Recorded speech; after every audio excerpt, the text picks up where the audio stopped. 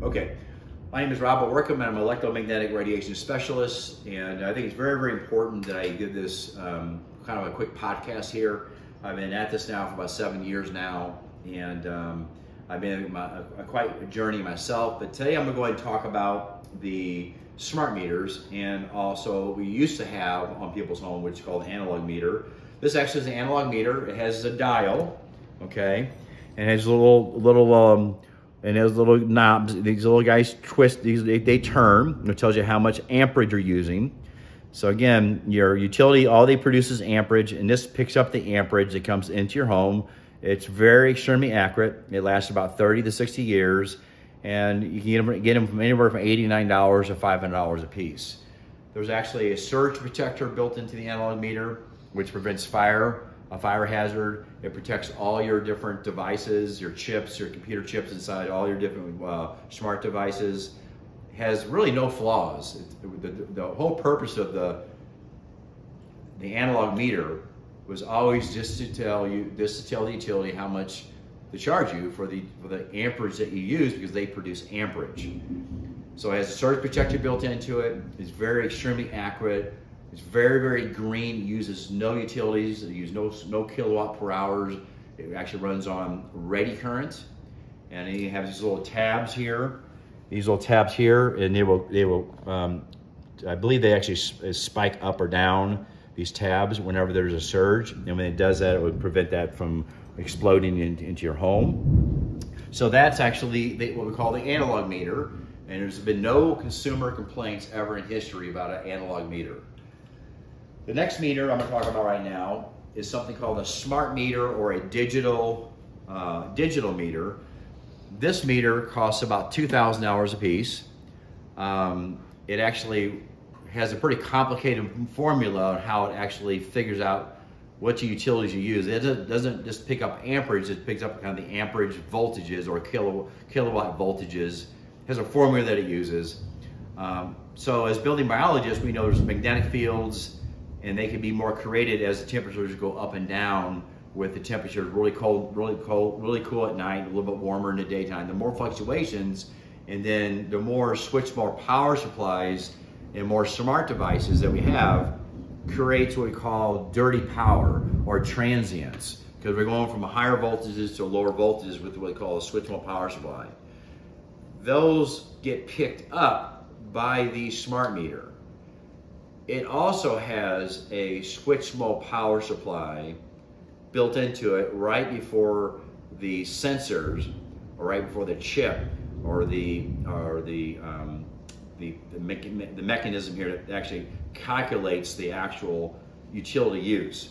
Because that switch mode power supply that's built in here to go from 120 volts to 12 volts to run this, it also generates more dirty power that runs throughout the entire house. And because your house is wired, just like the wiring around the grid, this is 120 volt wiring. Every time this puts out a pulse, and these pulse anywhere from 30 times minimum to as much as 1,000 times per hour, and their utility are telling people that it actually pulses about 4 times a day, but it's not true. So every time it pulses, your wiring, believe it or not, turns into, this whole entire house turns into basically a big entire conduit of electricity that gets energized every time that thing pulses, and it travels throughout this wire. And we know, as building biologists, with the equipment that we have, we can pick up that field that comes in from the house. So we have the dirty power, we have a switch mode power supply, which creates more dirty power. It picks up the dirty power created from all your devices, and it has no what we call surge protection. And what's really unique, what's really interesting, is for $2, they could have eliminated they could have put a filter in here that could have prevented the sensors from picking up the dirty power, or actually being created to be injected throughout your wiring. So no surge protection. It potentially can overcharge you more than what you actually are using, because it's picking up the kilowatts, volts, and amps type formula that it's using. I think they call it kilowatt hours. So that formula that you're using, and coupled with the switch mode power supplies, no surge protection, and it actually uses about 2 kilowatts of power per day per smart meter. So it's not green. It has a fire hazard because it doesn't have any surge protection in there, where your analog meter had a surge protector built into it, which prevents fires. This does not have that in there. So not only does it have that in there, but also it doesn't protect all your appliances, all your smart TVs, and when it creates dirty power, it makes your wiring not last as long. So I just want to make a quick video about this. So as a building biologist, we find that if we can get this meter off people's homes, we have a lot better chance of getting them healthy, because our body's electrical machines, and this actually kind of short circuits thousands of times a day. You're being electrocuted every time the thing pulses, and then you have that 6-year cycle. And this rise, come around the corner here, camera lady. Come around over here. I'm going to show you screens. Yeah. Be careful over there. So what this is generating now, there's actually a lightning storm outside right now, and you'll see this flash. But there's actually, see these spikes here? Pop, pop, pop, those little spikes? That's spiking from transients riding onto this. This is a 6-year sine wave. This is a ubiquitous filter on right here. This separates the energy off that 6-year sine wave and converts it to the dirty power so I can see it. Over here is a spectrum view, voltage over or a frequency over voltage. You see over here, okay? So we have a 60 hertz cycle frequency here. Now this house is very, very clean.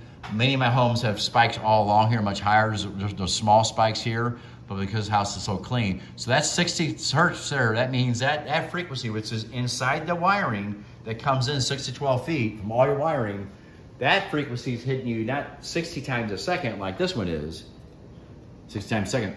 That one's hitting you 60,000 times a second, okay? This is a spectrum view. Come over here. I know we're going in and out here. I know it's kind of dark. We have a lightning storm on. This is showing me the frequencies, and this is from 0 to 2,000 megahertz, or this is 2 gigahertz here. But in the middle here, right here, these are your smart meter frequencies, right about the 900. I'm gonna move over to the 900, so I'm right about there, right in through here. So anything in that area there, sorry, my mouse is gonna keep moving around, but that's the smart meter frequency. We know smart meter frequencies are flying in the air from the neighbor. This house doesn't have a smart meter on it, but I'm gonna go ahead and show one more little spectrum view here. Let's see if I put it around here somewhere.